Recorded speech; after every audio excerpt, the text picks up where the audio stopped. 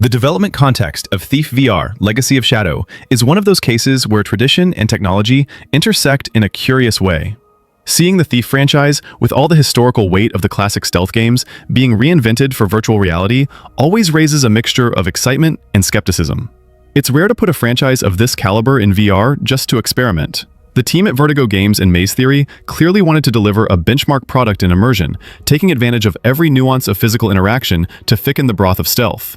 But, from what has already been shown, it seems that the team is really concerned with making you feel inside the skin of the thief, in an immersion that would be almost impossible in the traditional screen and control formats.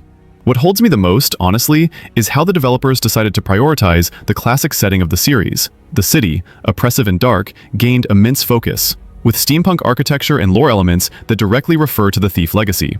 Playing with Magpie, a new protagonist marked by traumas and survival, brings this sense of subjective resistance, already connecting you to the game's universe even before any mechanics. The released gameplay videos reinforce the proposal.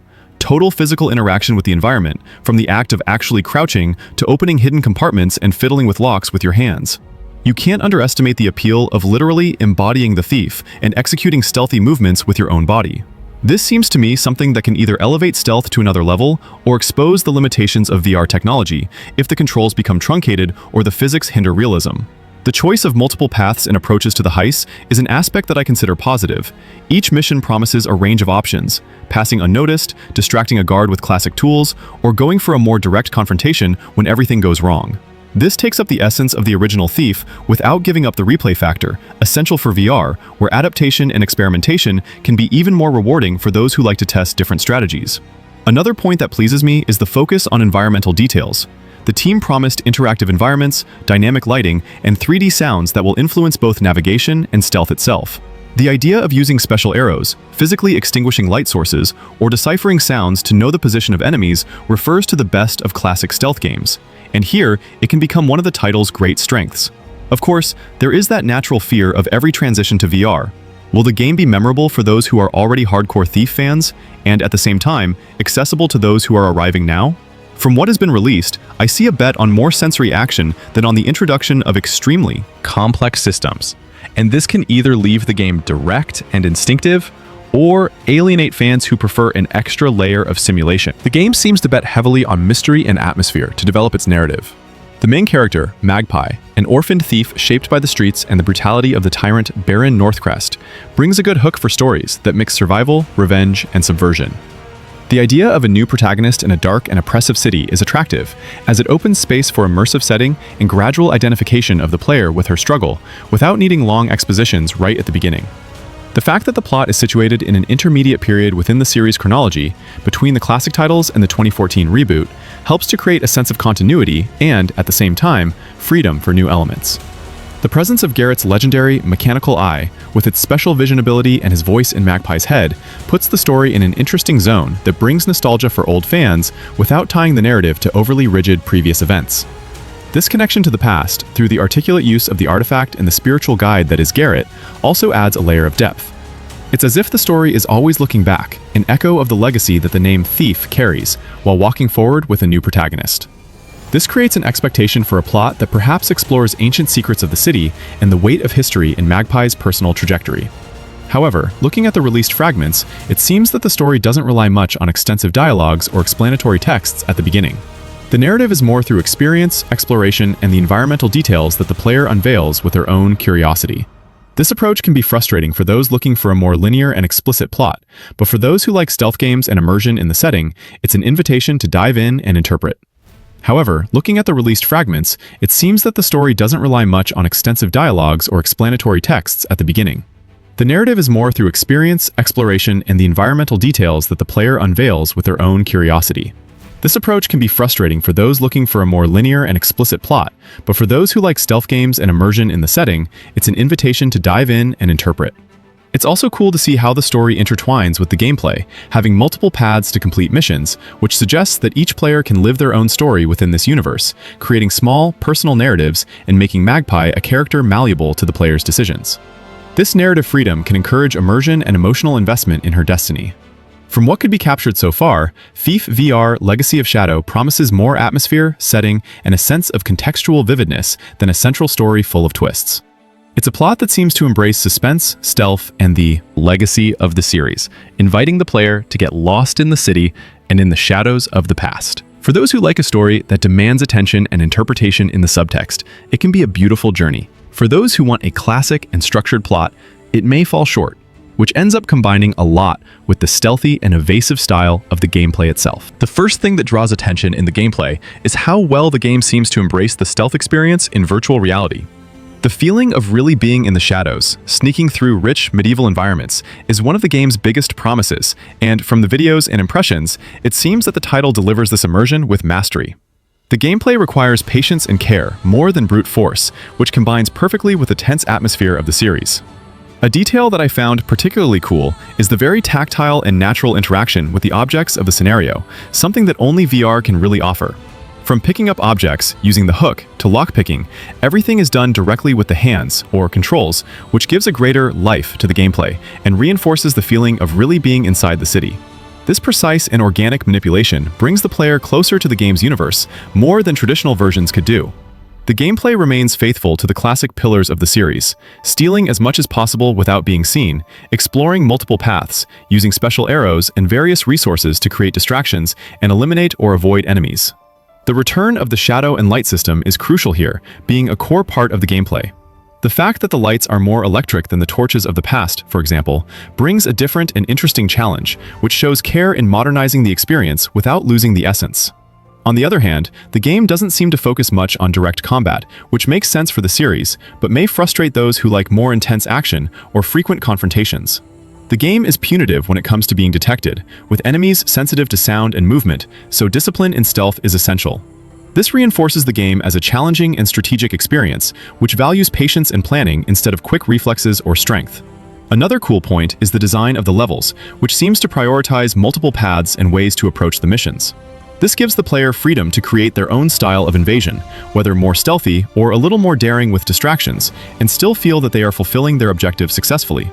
This approach expands the replayability and makes the experience unique for each one.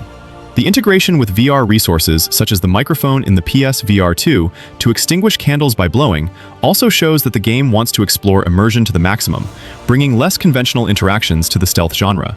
This care in using the possibilities of VR to create memorable moments and subtleties in the gameplay is something that I hope to see well explored in the final game.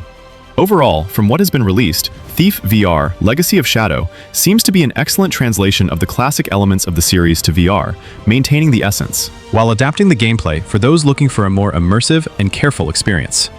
It's not a game for those who want unbridled action, but for fans of authentic stealth and dense atmospheres. It promises to deliver a lot of value and unique new possibilities within the genre. The first impression I have of the graphics is that they position themselves very well within what is expected of a modern VR title, especially if we consider the technical challenges of running an immersive game in virtual reality without losing performance. The steampunk and dark setting of the city stands out, with a good job in the lighting and shadows that are essential for the game's atmosphere and for the stealth gameplay. Visually, the game doesn't impress with the very high level of detail that we see in traditional games of the latest generation outside of VR. But this is well expected for the current VR standards, where fluidity and visual comfort are crucial points. Still, the care in the details of the scenery, objects such as paintings, books, and the medieval environments themselves manage to create a visual context as rich as sufficient for the eyes, and that works very well with the immersion of the experience. The functioning of the lights in the game deserves to be highlighted. In place of the classic torches of previous versions, we now have electric lights that create a modern and different effect, changing the dynamics of the game visually. This detail creates a very interesting contrast and helps to give its own identity to this chapter of the series, even if some may find the visual style a little similar to the 2014 reboot. On the PSVR 2, the graphics seem to take good advantage of the platform's OLED to deliver deep shadows and light effects that reinforce the climate of mystery and tension. The performance is solid, without noticeable drops or stutters, which is fundamental to avoid discomfort and maintain immersion in VR. This gives me confidence that the production is serious and concerned with making the game not only beautiful, but also fluid and comfortable for the player.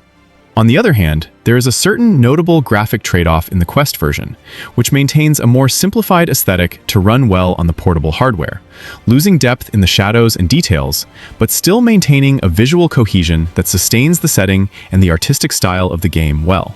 This is important to give access to a wider audience, even if for me, visually, the PSVR 2 version is more impactful.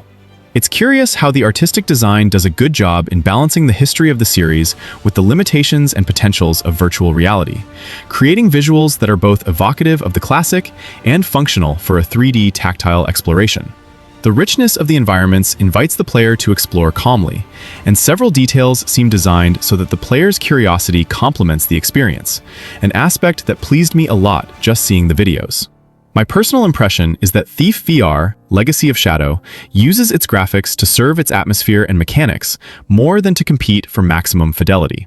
It seems to focus on having a consistent visual that supports the feeling of being in the shadows, the tension of stealth, taking advantage of the capabilities of VR to deliver lights, shadows, and textures that work harmoniously to create a convincing and inviting world for those who like the classic stealth style of the series. One of the most important aspects for a VR game is the stability of the performance, and Thief VR: Legacy of Shadow seems to deliver just that.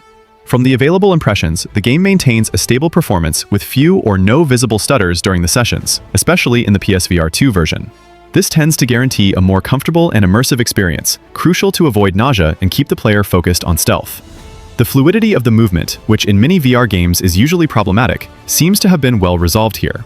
The movement system, including running, crouching, climbing, and sneaking through the shadows, is described as intuitive and responsive, which is fundamental to maintain the tension and precision that the stealth genre demands. This fluidity helps to create a sense of genuine presence in the game's world. However, it was reported that there are still small technical problems in the demo version, such as bugs in mission markers or enemies that remain in excessive alert after certain events. This may indicate a bit of immaturity in certain aspects, although it doesn't drastically compromise the experience and will probably be corrected with patches before the final release. The graphic performance also seems very balanced, with a good adaptation between visual quality and stability. The Quest version, for example, runs with simpler graphics to ensure fluidity, while the PSVR 2 explores more robust hardware for better details and lighting, without noticeable impact on frame drops or abrupt performance drops. Another positive point is that the developers seem very focused on providing an optimized experience for each platform, seeking to make the most of the hardware without sacrificing the player's comfort, something essential in VR. This translates into a gameplay that works well, without frequent freezes or severe drops, which is a great indication of the team's commitment. Another positive point is that the developers seem very focused on providing an optimized experience for each platform, seeking to make the most of the hardware without sacrificing the player's comfort, something essential in VR. This translates into a gameplay that works well, without frequent freezes or severe drops, which is a great indication of the team's commitment. The impression that remains is that of a game that takes great care of the balance between visual, fluidity, and comfort, knowing that VR has specific demands that go beyond the mere aesthetic aspect. Even with some small bugs reported, the expectation is that the game will run very stably at launch, delivering an immersive and smooth experience, essential for the success of any VR stealth title. Thief VR: Legacy of Shadow is clearly a title that will attract the attention of a very specific audience. If you are a fan of the classic Thief series, or of stealth games in general that require patience, planning, and a good dose of exploration, the game promises to deliver an immersive experience faithful to the style. The immersion provided by virtual reality gives an extra layer that stealth fans will certainly value, as it allows you to feel in your skin the tension of being in the shadows. However, those who expect a title with frenetic action or intense combats may end up feeling frustrated. Thief VR is more of a tactical stealth game. It requires calm, attention to the details of the environment, and proceeding with care. This may alienate players who prefer a more accelerated pace, or who are not used to the VR system, which naturally demands an adaptation curve. If you value immersion and like the challenge of stealing without being seen, you should be excited. Regarding the purchase at launch, the personal recommendation is a bit cautious. From what has been released, the game still shows some small bugs and technical imperfections, typical of many VR productions at launch. If you are one of those who likes to be among the first to experience a title, you will certainly enjoy it, but it's good to be prepared for possible updates and fixes that will probably come later. For more patient players, waiting a little to evaluate the feedback from the community and the final stability may be wise. Another important point is the hardware. Thief VR seems to have a differentiated delivery for more powerful platforms like PSVR 2 and PC VRs. while versions for less robust platforms sacrifice graphic details to maintain fluidity. Thus, to really enjoy the experience, having a good VR device makes a huge difference. Players with modest setups may need to adjust expectations or wait for improvements. For collectors and dedicated fans of the franchise, in addition to lovers of the stealth genre who want a next-level experience of immersion, Thief VR Legacy of Shadow seems to be a purchase that is worth it at launch. It offers a differentiated proposal in the VR market, bringing the Thief universe to a new audience with the potential for a lot of involvement and challenge. Who is just curious, likes casual VR, or prefers more direct and accessible games, should perhaps choose to wait. The game stands out for the complexity and depth of the stealth experience, which may not be for everyone. Buying at launch without having a solid interest in the genre or in the Thief universe may make the experience seem heavy or frustrating.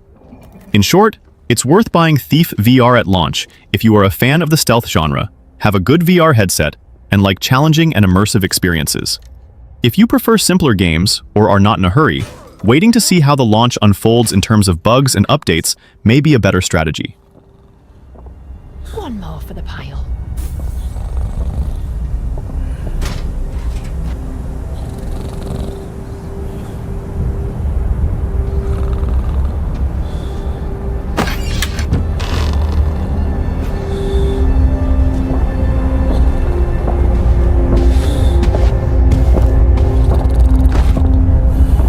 Sleep tight.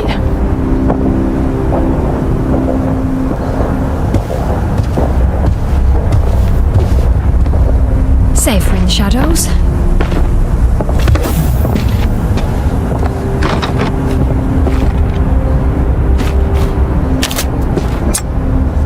All too easy. Oh, yes! It's up here. I can sense it. The mask. That's no ordinary relic. It holds the essence of the first keeper.